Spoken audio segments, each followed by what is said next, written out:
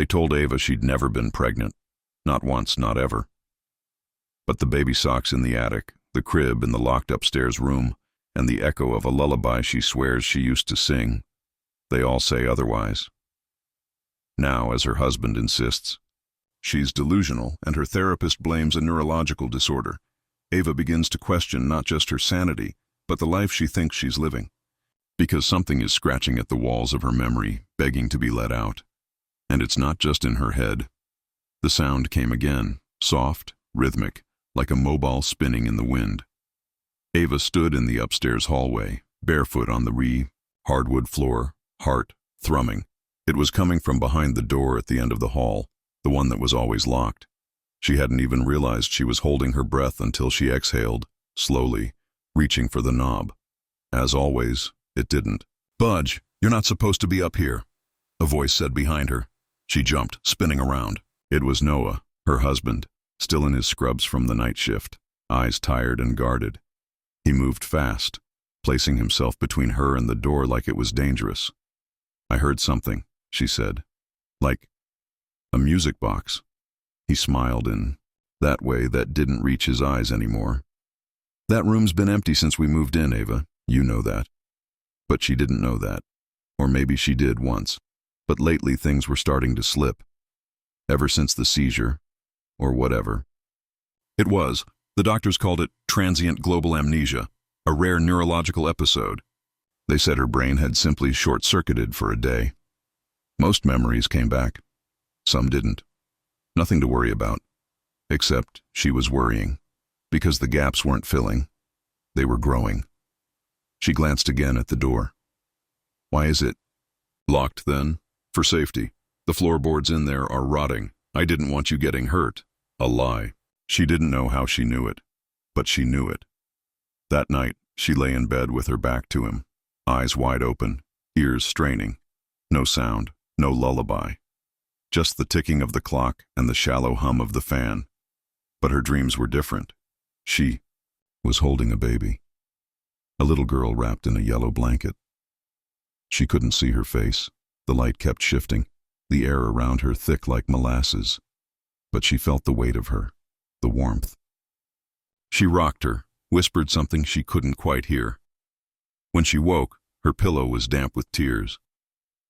The next morning, she waited until Noah left for work. She stood in the hallway again, staring at the door. Then she climbed into the attic, hoping to find another way in.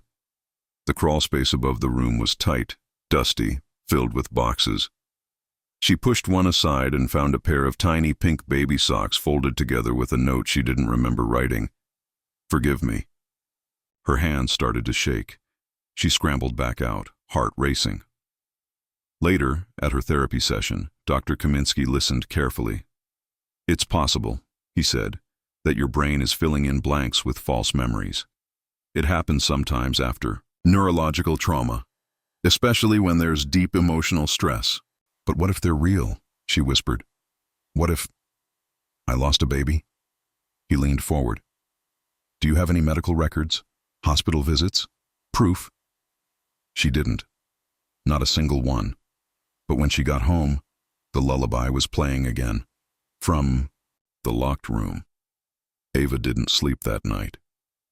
She lay in bed staring at the ceiling, her mind replaying that soft, tinkling lullaby over and over again, like a ghost melody echoing through her skull. When Noah came home, she pretended to be asleep. She didn't want to see the look in his eyes, that mix of concern and quiet condescension, like she was a broken thing he had to manage. The next morning, while he was in the shower, she tested the door again. Still locked. She tried using a bobby pin from her vanity drawer, her fingers clumsy and trembling. She'd never picked a lock in her life. The metal scraped uselessly in the keyhole. Frustrated, she slammed her palm against the door and heard something shift inside. Like a thud, like someone, or something, had dropped to the floor on the other side. Her body went cold. Later that day, she called her sister Lena. They hadn't spoken much since the episode. "I need to ask you something," Ava said, pacing the kitchen. "Did I ever talk about having a baby?" There was a long pause on the line. "No," Lena finally said, her voice careful. "You never wanted kids. You told me that. Remember?" Ava didn't remember.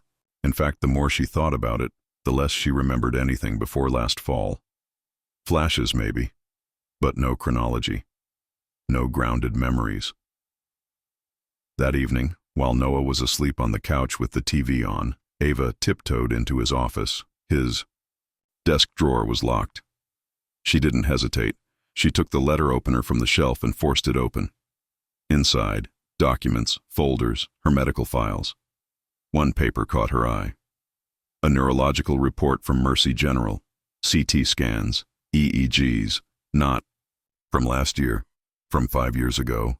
5. She flipped through rapidly until she found it. A diagnosis. Postictal psychosis following an unknown seizure origin. Notes about confusion, paranoia, memory loss. One phrase was underlined in red ink. Patient presents with persistent false memory syndrome. Her throat tightened. She kept digging. At the very back, she found a photograph, a crib, in the room upstairs. The walls were painted pale blue with little stars. There were stuffed animals. A name stenciled above the crib in cursive letters. Elise. She dropped the photo like it burned her. The door creaked behind her. Noah stood there, silent. "You lied to me," she whispered. He looked tired. Too tired. "You told me we never had a child," she said. "You said that room was empty." "It is empty, Ava," he said softly, stepping closer. "You were never pregnant." She backed away. "Then what is this? Who is Elise?" Noah's face darkened. "There is no Elise," he said firmly. "She's part of the condition. Dr. Kaminsky warned us this could happen again." But Ava wasn't listening anymore, because just then, upstairs, the mobile started spinning again, and the lullaby played, louder this time. Noah didn't flinch, but Ava saw the fear in his eyes. The next morning, the photograph was gone. Ava tore the office apart. Emptied drawers, rifled through files, upended boxes. Nothing. No photo, no medical report with the red underline, not even the letter opener she'd used to pry the drawer open. Like it had all been staged for one night only, and now the curtain had fallen. Noah didn't mention it. He kissed her forehead before leaving for work like nothing had happened, like they hadn't stood in that room with the ghost of a name between them. She didn't eat. She barely drank. She sat in the hallway outside the locked door for hours, her back against the wall, knees pulled to her chest, listening, waiting.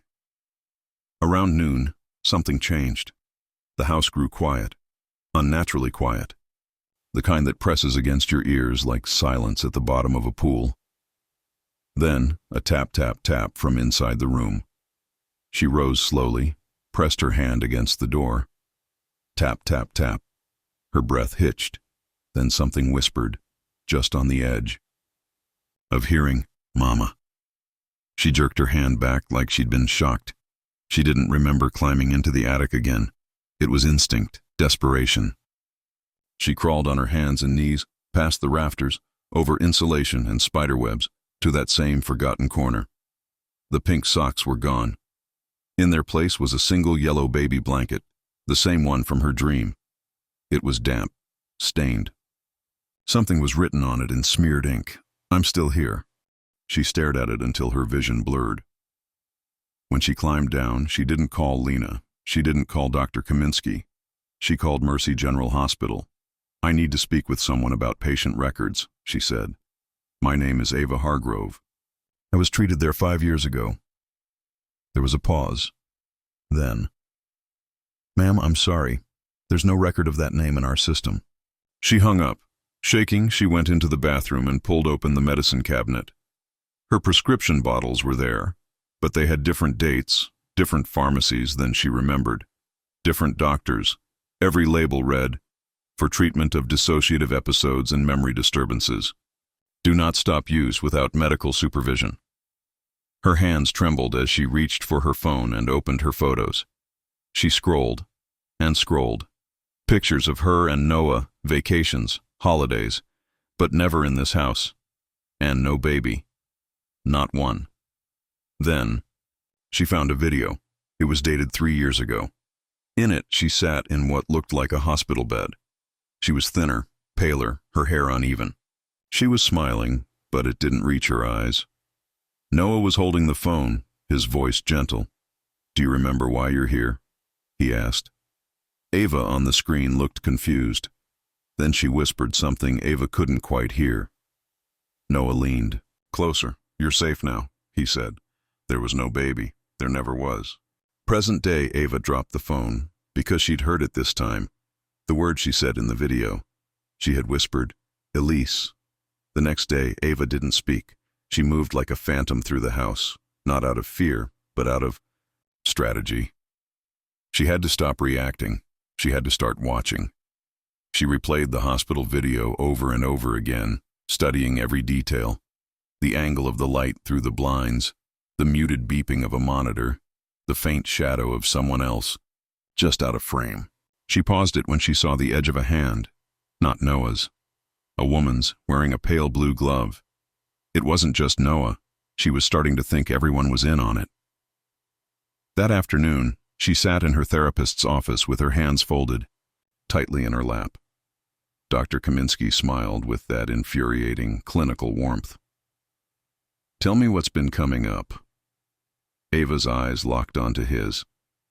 "Have I ever asked you about a baby before?" He blinked. Just a flicker. "You've mentioned dreams, nothing more? No name?" He shook his head slowly. Ava leaned forward. "Then why did you prescribe me medication for postpartum psychosis?" His lips parted slightly. "I didn't. I saw it," she said. "The label was in your name." He sat back, steepling his fingers. "Ava, your condition creates very vivid false perceptions.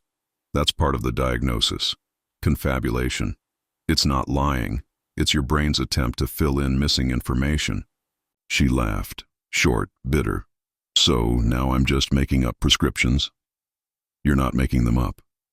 But you may be remembering something that never happened. Or remembering something someone didn't want her to remember." On the way home, she took a detour. She drove to the county clerk's office and requested any records under her name. Birth, death, anything. The woman behind the counter gave her a confused look. "You said the child's name was what?" "Elise. Elise Hargrove. Maybe born within the last 5 years. The woman typed something, squinting at her screen, then frowned. "Nothing's coming up under your name or his. Try without the last name," Ava said. The woman hesitated, then nodded. After a minute, she turned the monitor slightly so Ava could see. There it was. A birth record, Elise Monroe, female, born November 2nd, 2020. Mother, Ava Monroe. No father listed. Ava staggered back. Monroe, her maiden name. Before she married Noah, before the episode, she whispered it like a curse. "Oh my God," she clutched. The paper, printed it, shoved it in her bag, heart thudding so loud it hurt. But she made one more stop before going home. A small cemetery on the edge of town. She didn't know why. Something pulled her. She wandered through the rows until she found it. A small white stone, almost hidden beneath overgrown grass. Elise Monroe, November 2nd, 2020, March 14th, 2021. Loved more than words can say, Ava. Fell to her knees. She didn't remember this. Not the birth, not the funeral, nothing. But she felt it. A pain so deep it cracked through her like lightning. Her screams broke the silence of the cemetery. That night, she came home with dirt on her knees and fire in her chest. She stood outside the locked door, and this time, it was already open. The door creaked open like it had been waiting. Ava stood in the threshold, breath held, every instinct screaming at her to turn around, to walk away, to pretend the stone in the cemetery hadn't had her daughter's name carved into it. But she stepped inside. The air was stale and cold, as if it hadn't been touched in years. Dust floated in the sunbeams cutting through the curtains. The mobile above the crib spun gently, as if disturbed by her presence. It played a slow, haunting lullaby, the same one she'd heard in her dreams. Everything was still here. The crib, the rocking chair, the changing table. A worn-out teddy bear on the floor. A half-used box of diapers in the corner. The walls were painted pale blue with little white stars. In one spot, the paint was peeling, revealing something beneath. Ava approached slowly. She peeled back. The flaking layer, tiny crayon drawings, stick figures. A woman, a child, over and over.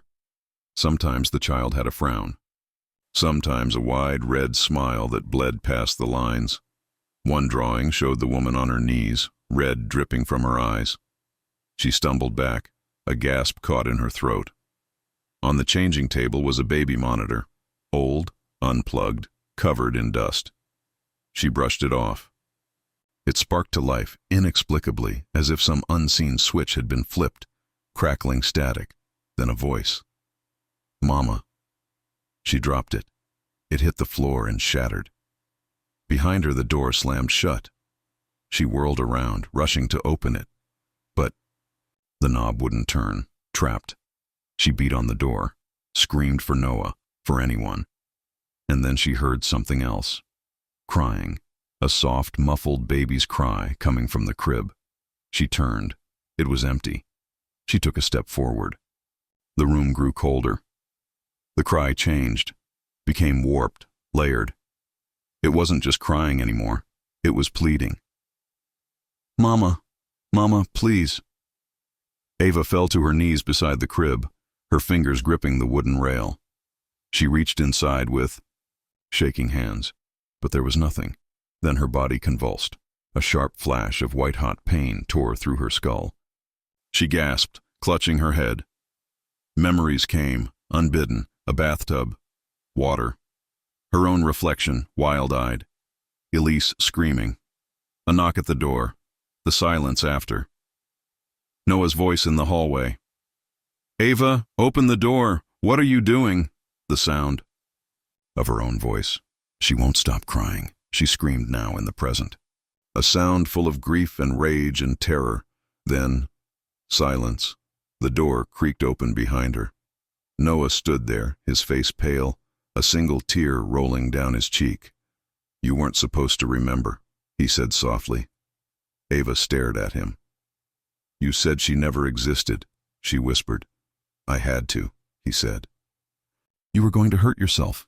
You tried after—" His voice broke. "You drowned her, Ava." She collapsed, the floor falling out from beneath her. "No," Ava whispered, eyes wide, body frozen. "No, I didn't. I would never, but—" The look on Noah's face told her everything. He wasn't angry. He wasn't lying. He was grieving. "You had a break," he said, stepping into the room like it still frightened him. "After the seizures started, you changed. You wouldn't sleep. You said Elise was crying even when she wasn't. You stopped letting me hold her. You'd stare at her like she was something else." Ava backed away until she hit the wall. "I loved her," she breathed.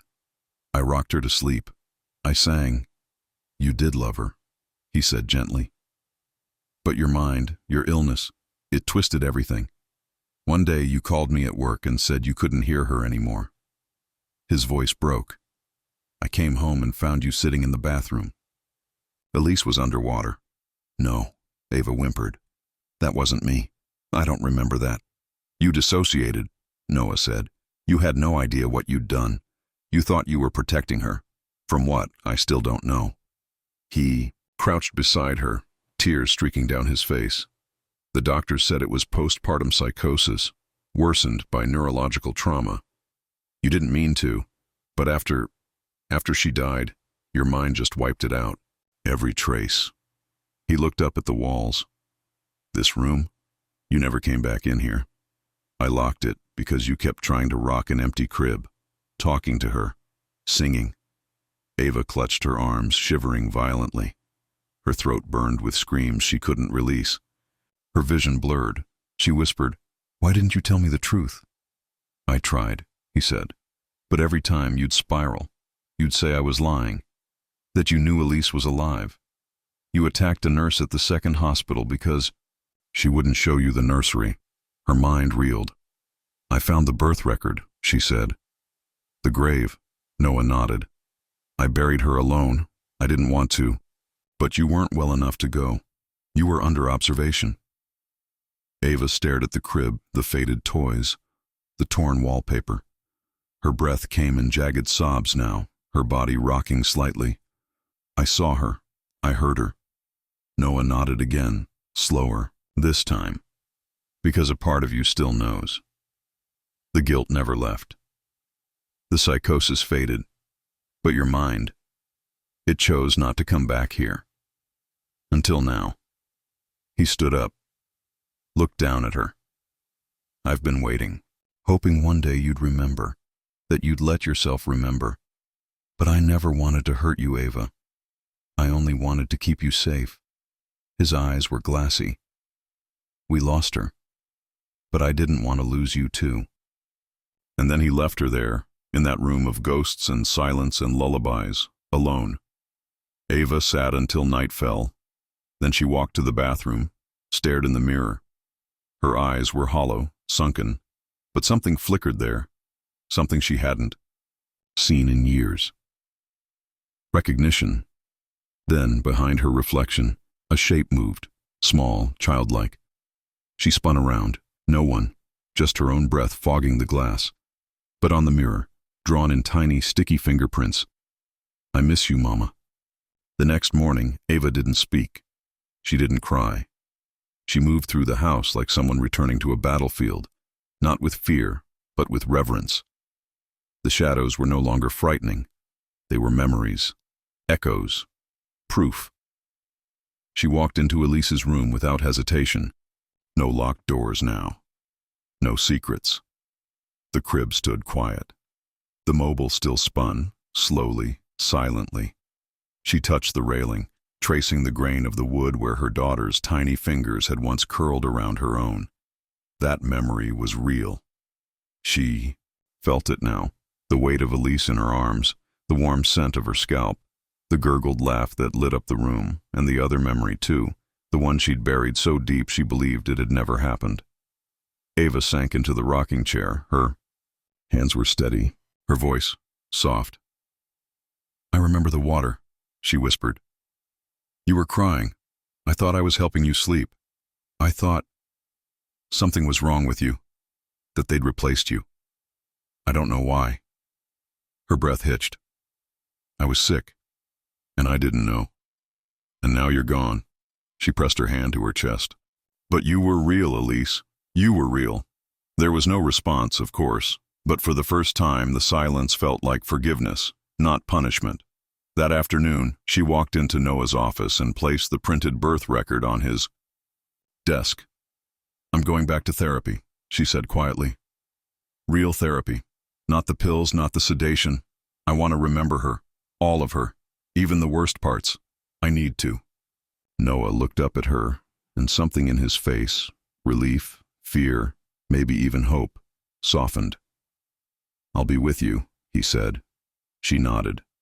That night, Ava returned to the mirror in the bathroom.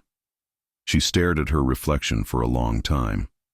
Not to find ghosts, not to chase delusions, but to face the woman who had lived this life, in pain, in silence, in pieces. She traced her fingers over the words on the glass. I miss you, Mama. Then, gently, she wiped them away. The next morning, Ava walked into the attic. Sunlight spilled through the slats. She found the blanket again, Elise's yellow blanket. She pressed it to her face, breathing in the dust and time, and she didn't break. She walked to the cemetery, alone this time. She brought new flowers, a tiny wind chime shaped like stars. She knelt and placed the blanket on Elise's grave, and she said her name over and over, until it stopped hurting, until it became real, until she remembered her daughter not as a ghost or a symptom, but as a child she loved and lost. Ava stood and left the blanket behind, because the room upstairs was no longer a prison. It was a memorial, and her mind, once fractured and false, was finally her own again.